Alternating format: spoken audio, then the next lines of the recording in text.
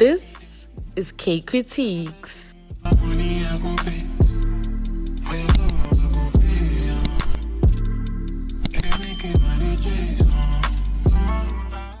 Hello everybody and welcome to another episode of Kay Kritiques, where we discuss all things South African television. Now guys, before we get into the video, please make sure that you subscribe to the channel to support.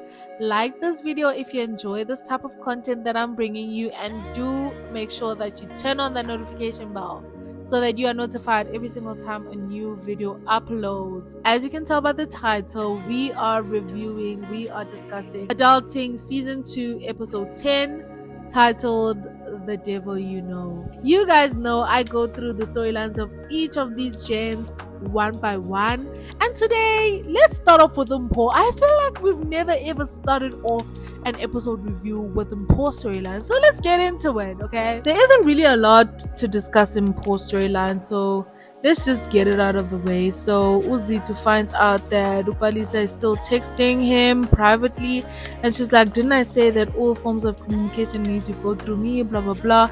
And I'm like, Zitu girl, did you really think that Mpho and Upalisa were not speaking privately? Did you really think that Mpho is gonna honor you? Do you really think that Mpho is gonna respect you and respect your request when he hasn't been able to do that in your entire marriage? So like, the going through Mpho's phone and all this is like, it's too much admin, girl. Like, just let it go. Just let it go, or let sleeping dogs lie. And Mpho is like, yeah baby, ish, I need to get to work. And Uzis was like, but you're not going to work today. He's like, yeah, but when you have a side hustle, you can't relax. Do you think Bonga's chilling at his house? Blah, blah, blah. And then it's like, yeah, baby, I need to leave the province. So he's pinning everything on his side hustle and saying that, yeah, the reason why I have to go on all these trips is because I have to work. Zito's not buying it, but she doesn't say anything. And meanwhile, he keeps saying he's leaving the province. Meanwhile, he's going to Palace's place right up the street, playing Happy Family and all this stuff. And I'm like, Mpho, you never learn. At this point, I've said it, there's no redeeming qualities for Mpho. I don't like him. I'm his number one hater. I don't know how many times I need to say this, but I don't like Mpho. We see Mpho, he's at Palisa's place for the weekend with this big ass bag, and he actually gets food delivered to the wrong address. He delivers the food to his actual house, or which is the house that he shares with Zitu. And when he gets there, the guy is like, oh, let me call the person who made the order. And Mpho is obviously like, oh, that's the wrong address. And then Zitu's like, the wrong address? And then follows the delivery guy. When she gets there, she sees that the guy is delivering food to Mpho. And she is bamboozled. Like, she cannot believe it. Like, she could not believe her eyes. And I'm like, are we even surprised at this point? Like, Zitu, I feel like you're the only person who's shocked at this information. It's like, how got a Thembinkosi? I don't know why that made me laugh. And I'm like, are we surprised though? Girl, we all knew that Mpho was still cheating on you. You even knew deep down. It's just that you didn't want to believe it. Mpho, when he comes back from his quote-unquote work trip, he actually sees that the house is empty. Zitu left with the kids, and she left him a note. Honestly, I wouldn't have left a note. I would have just disappeared off the face of the earth, and then he will see me in court. I tried for years to save this marriage, to fight for this marriage, but I'm fighting alone, blah blah blah, all this stuff. And Mpho is so devastated. It's like, really now, Mpho? These are the consequences of your actions. Did you really think that you would go on and do all of this stuff and Zitu's just gonna be okay with it? And she's like, no, Zitu, don't do this to me. What about what you've been doing to her? So yeah, Zitu left, and I'm just hoping that Zitu doubles down and that she leaves for good this time, because this marriage is not going anywhere. Mpho is gonna continue to cheat and cheat and cheat and cheat and cheat. Like, you forgive a cheating man once, he's gonna continue cheating, and then you keep on forgiving him, and he's never gonna stop cheating. So I'm actually glad that Zitu woke up and finally left. She left and she didn't even ask any questions and stuff like that. She just let him go, and I feel like this is exactly what Mpho deserves. And I'm so proud of my girl, Vuyani. I don't think I'm gonna allow Vuyani to stress me out anymore. Like, I've been rooting for him, but at this point it's just like, really now? Really? Vuyani, the last time we left off, he was confessing to Zelda that he did indeed sleep with Portia. And now we see him at his home. His dad is fuming, is angry that he's still sleeping with sugar mamas and stuff like that. And let me tell y'all, one thing about Vuyani's dad, one thing about Samson, he is so shady and he always stands on business. One thing he is gonna do, he is going to berate Vuyani. He is gonna set him straight. Yeah, Lala no go and yeah, he's like, no, dad, I'm actually going to work and stuff like that. He actually gets to the gym and he realized that he got suspended because of the incident at the gym. Because now all these guys are not going to allow their wives to come here because they think that, oh, Vuyani is going to sleep with their women. And obviously people are going to not feel safe because there was a man who shot at everybody at the gym and was going crazy. So obviously people are not going to feel safe and just the reputation of the gym was ruined. So he got suspended, but because of his pride, he actually quit. And this is when I actually realized that Vuyani is a lost cause. Why did you end up quitting? You don't have a job, you don't have a stable income, but you want to quit a good paying job because of pride? You did do it. You did sleep with a lady at the gym. Her husband did come and shoot at people at the gym. The gym is losing business because of you. Why not take responsibility for your actions? Why are you getting angry? And you're not even allowed to be taking private clients. He wasn't even allowed to take private clients outside of the classes at the gym. So he already broke that rule. We actually get a scene where Mpho is busy venting that, oh, maybe Zitu knows something, that's why she's been so distant, blah blah blah. And then Erica's like, can't you cover your tracks anymore? Don't you know how to hide things? You're almost like somebody I know. And then they're making fun of Vuyani for the gym incident, which was a funny scene where like Mpho actually imitated the husband. He's like, yeah, we're no man. Then I what a funny scene. And Erica's like, man, we knew you were still sleeping with these old women. Like, who were you trying to fool? And then he's like, oh man. So Zelda's the only one who believed that I wasn't fooling around. And Mpho is like, yeah, but when I was Shakira, you are Shakira, Nanje. Anything, you're always sleeping around. And then he's like, no man, I actually was gonna marry Zelda. I was serious about marrying her. And I'm like, really now? You really wanted to marry this girl? You were already suspecting her of cheating on you with all these big ballers. You were sleeping around cheating on her, and you really expect us to believe that you were planning on marrying this girl. And then he's like, no, really, I regret losing her and I regret what I did because she's educated, she's smart, she's beautiful, she knows what she wants. And Erica's like, that is exactly why you shouldn't have been with her. It's exactly why it's a good thing that you guys broke up, because you guys are like oil and water. What do you want? Do you know what you want in life? And I was like, that is actually a good point. You would have held this girl back because she knows what she wants and you guys are very different. And then we see now when the gents are all hanging out, Vuyani's like, guys, I need a place to stay, I'm homeless. And they're like, didn't you say you have properties? And he's like, yeah, I was paying for the townhouse and stuff like that, but it wasn't under my name, it was under Zelda's name because my credit is bad, blah blah blah. And Bonga's like, you know what, I'll just let you stay at my place, it's cool. And that was actually very sweet.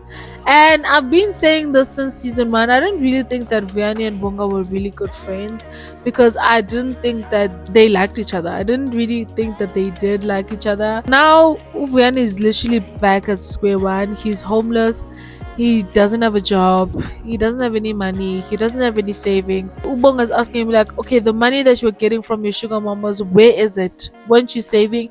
It's like, no, I was spending it on Zelda, she finished all my money, she took everything, and I was competing with the likes of you, Bonga, people who have long money. And I think I said this in a previous episode review, I think it was episode 6 or 7, where I was like, Vuyani, you're not in the same league. You're not in the same financial league. You should date within your financial means. You need to be realistic about your financial situation. You can't be buying Gucci when you're just a personal trainer. Like Vuyani, you need to wake up.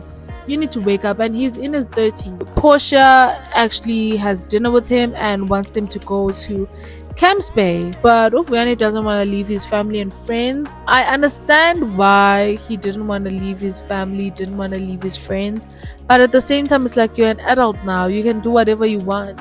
At some point in your life, you have to stop thinking about other people and start thinking about yourself. If they had the opportunity, do you think that they would stay behind for you?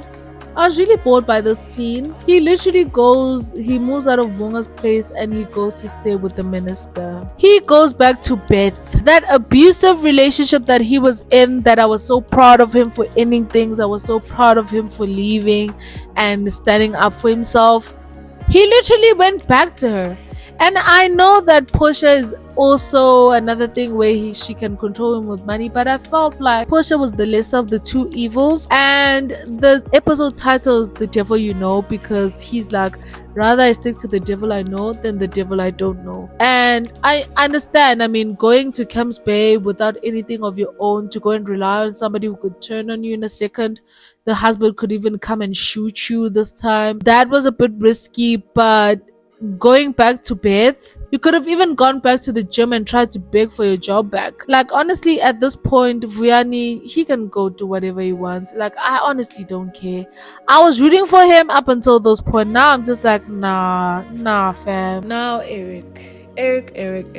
What a messy, toxic storyline. So Ncumisa still has an attitude and she doesn't even greet elders. Like, she just has a stinking attitude at this point, and Eric tries to reason with her, speaks with her. Ncumisa carries on with her emotional manipulation and is like, yo, this, that. They end up making up and she promises not to misbehave anymore. So Eric takes her word for it and is like, okay, she's agreed to stop misbehaving and stuff like that. So now he's chilling with his grandmother and the grandmother's like, is Ncumisa still not back yet? And he's like, no, she's not back as of yet, but she did promise that she would stop misbehaving. And the granny's like, well, let's hope that lasts. As soon as the granny said that, Eric gets a call from the school. They're telling him that Ncumisa hasn't been to school for 2 days now. He now gets angry. He goes out there. He's looking for her. She's on a street corner. They're smoking habli, weed, drugs, alcohol in school uniform. Like, there's no shame at all. Obviously, Eric gets there, takes her home. So now they're having a conversation. It's like, hey, you think now I'm gonna be raising you? Like, do you really want to fall pregnant? Do you want to ruin your life? Why are you doing this? Do you want to be known as a drunkard, as a druggie, as this little girl who stays on street corners? And she's like, at least I'm not a convict. School wasn't even that busy. That's why we left. Blah, blah, blah. Saying all these things like, oh, I'll never be pantinti like you. And the way she was speaking was so disrespectful. But now you can actually see where is all of this coming from. It's coming from Natasha. The way she used to speak to Eric, Ncumisa internalized that. So now she behaves like her mom. She's speaking like her mom. And while they're busy having this argument and this conversation, Eric actually starts seeing Natasha. Ncumisa is no longer the one in front of him. It's now Natasha saying all these things like, oh, at least I'm not a convict, I'll never go to jail, I'll never be useless like you, blah, blah, blah, blah, blah, blah. And then Eric is like, Utini Ncumisa, Utini mina. And she keeps going and going and going, like no respect, no regards that this is her dad. And Eric gives her a hot slap. And I knew it was coming. At some point it was going to happen because like he tried talking to her, he tried reasoning with her, he tried giving her everything she wants and apologizing and stuff like that. So then she's like, you hit me. And then she opens an assault case against him. She goes to open a case against him and Eric gets arrested. And then he's like, yo, Ncumisa, you're having me arrested. Now we see Ncumisa and Maketi. They're having a conversation and Maketi's like, why did you put your dad in jail? Do you want to grow up without a father? Because why do you keep arguing with your dad about your mom? You know that's his weak point. Why do you keep misbehaving? Is this the life you want? Do you think that the things that you're doing now are gonna lead you to a life that you want? No, it's not. And now you're throwing your dad in jail, taking him back to jail for what? And then Mpho's like, but he slapped me. And it's like, do you blame him? You don't have to worry about that. I actually dropped the charges. And as soon as she does that, like, she doesn't even regret the fact that she had her dad arrested. She doesn't regret that she's been misbehaving and that she's been having an attitude and being very disrespectful. She doesn't regret that. Yeah, she let him out of jail, but she doesn't regret that, and she doesn't understand the consequences that her actions have. Now your dad has a criminal record, as much as you drop the charges, but it's gonna stay on his record now that he assaulted his own child, of which he did assault her. But like, yeah, Eric comes back from jail and he is fuming. He was so angry. Eric didn't even say anything. Like, you can see that he's angry, he's disappointed, he's mad. Now, last but not least, Bonga. Oh my gosh, what are we gonna do with Bonga? Bonga stresses me out so much. Bonga damn. So this scene actually killed me. So they are at this club and Bonga is actually a funny drunk. Now I've realized that he's actually a funny drunk. He's not as serious or uptight when he is drunk or under the influence. He's busy dancing with all these women. He's like drowning himself in alcohol. And we actually see at the club, Mpho is like still sleeping around. He sees all these girls and he's like, oh guys, look at all these girls, they're staring at us. I'm like, you're the married man, but you're the one who keeps on chasing after all these women. Like, you're the first one to notice that women are noticing you, and you're even setting yourself up to actually sleep with some of these ladies. I was so bored by that. And Vuyani goes ahead and brings the ladies over. Bonga sees this, and Bonga actually doesn't like women. Like, I've noticed, and I've said this multiple times, this guy hates women, and we need to get to the root of why he hates women. So he disrespects these women, and he's like, take this money. If I give you this money now and I ask to shit in your mouth, wouldn't you agree? Saying all these things, calling them hoes and all this other stuff. And I'm like, what? Bonga, man, like, no. That is so disgusting of him to say. Even if it was true, but like, you don't just say that. Just assume just because people are interested in getting to know your friends, seeing these cute guys coming over to your table, that they're just all these loose women and that you can just buy them with money and stuff like that. And I feel like these are his actual beliefs. Like, he honestly, truly believes that throwing money at all these women is gonna get him every single woman that he wants. And I feel like that's part of the reason why he likes Nkanyezi or loves Nkanyezi so much. It's actually because she didn't fall for his money. She has her own money. She has a stable job. She's in finance, and I think she was promoted to CFO. She wasn't impressed by Bonga's money. She wasn't impressed by anything that he has. But then the reason why the relationship didn't work is because she's not impressed by any of those things. He actually has to be a good man. He actually has to be a good person in order for her to be impressed. And he's not ready to be that. He's not ready to be mature. He's not ready to choose her and prioritize her. But then anyways, he's going around, he's drinking. He has this unhealthy coping mechanism of using women. Like, every 2 seconds, it's a different woman. To a point where even Vuyani is worried. Like, if Vuyani is worried about you sleeping around, you know that you have a problem. And he actually wants the gents to intervene. And he's like, no, guys, we need to speak to him. The way Bonga sleeps around with women, it's actually worrying me, blah, blah, blah. And the gents are like, what do you want us to do? He's a sex machine. Like, we've always known this. And it's like, no, guys, Bonga is dealing with the death of his dad and is very sensitive right now. But this is a different Bonga than we've ever seen. This is not the same Bonga that we're used to, guys. Like, this is different. And now the gents are trying to speak with him, and he's like, no, guys, I paid for these women. They're going to be waiting for us to sleep with them. So now he's even into prostitution. Like, Bonga, I don't even know. He stresses me out so much. I feel like out of all the guys, Bonga's the one who stresses me out the most. He needs therapy. Like, he needs to stop dealing with these problems by using women and money and alcohol and sex and actually get into therapy.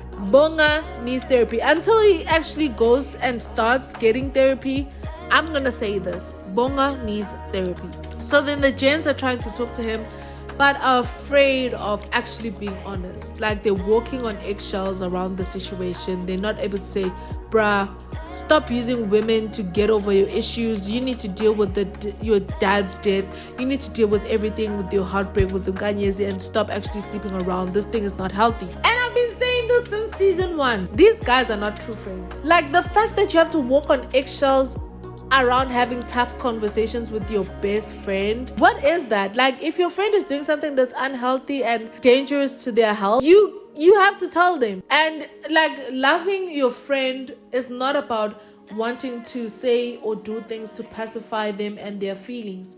When you love somebody and you're actually a real friend and you want this friendship to work, you have to be able to have tough conversations. So the fact that these guys are always tiptoeing around situations, even with the Mpho's situation, they're always tiptoeing around everything. These guys are not real friends. And I've been saying this since season 1. I thought maybe the funeral scene, like where they all went to support Bonga and they were all so close, it felt like, okay, maybe I was wrong and I would do my statement. No, I'm doubling down. I'm standing on my statement. These people are not true friends. But anyway, so Bonga now goes out and he's having dinner with this random lady, and he sees this other couple enjoying themselves, and he's imagining himself with Nkanyezi. He's having these thoughts, and now he's in the car with the lady, and he chases the lady out of the car. He's like, get out of my car, I'm gonna call you a cab. Gives her some money and is like, get out, I don't want to see you again. And he actually goes to Nkanyezi's place. Now he's drunk as hell, then he's causing drama, shouting all over, like, where's your man, that loser who puts dye on his hair, blah blah blah, he's not good for you. He's swearing up and down, and then he's like, let me put my hand in your panty for the very last time. What? I will say this again, Bonga is such a funny drunk. That statement that he said was disgusting. That was disgusting, and I don't even know why Nkanyezi was entertaining it at this point. After he was swearing up and down, saying, fuck you, you think you're better than everybody and stuff like that, he would have never seen my face ever again. But she allows him in and he passes out on her couch. I would have chased him out, but she lets him sleep on her couch. And now it's the morning after, and we see Bonga is a bit shy, and he's like, I'm sorry for what I caused you, buys her breakfast. And Nkanyezi actually sets boundaries, like, you can't keep barging in here at the odd hours of the night. You can't keep doing this. This cannot happen again. And I'm so proud of my girl, because in the end, Bonga is gonna continue just showing up, and one day he's gonna show up while Thabiso's there, and that's gonna cause issues in her relationship. And then he's just like, I don't know, I'm sorry, but my heart keeps leading me here, blah blah blah blah blah. Like, Bonga, get over yourself. Like, why is he doing this? And he does it in a toxic way. Like, the first time he did it, I understood that he was in pain, he was hurting. But this time he's just coming in, causing drama, causing chaos. Like, there's no true reason why he was there other than his heart was leading him there and whatever. But Nkanyezi puts her foot down. She's standing on business, and I'm so proud of my girl. She was like, Bonga, you cannot keep doing this. And yeah, guys, that was Adulting Season 2, Episode 10. Honestly, I don't have any thoughts. I feel like I've shared everything. Bonga needs to leave Nkanyezi alone. Nkanyezi needs to continue standing on business. I'm so happy that Zitu left you, and I hope she stands on business. She needs to take a page out of Nkanyezi's book. Eric, I don't even know what Eric needs to do. Just take this child back home to the Eastern Cape, because now she's having you arrested when you're trying to, well, he wasn't supposed to hit the child, but anyways. And what else? Vuyani, the fact that he is back at Bet's house, I was just so annoyed. I'm not gonna be rooting for him until further notice. But yeah, guys, let me know your thoughts in the comment section down below. Like, comment, subscribe, do all the good things, and I will see you guys in the next one.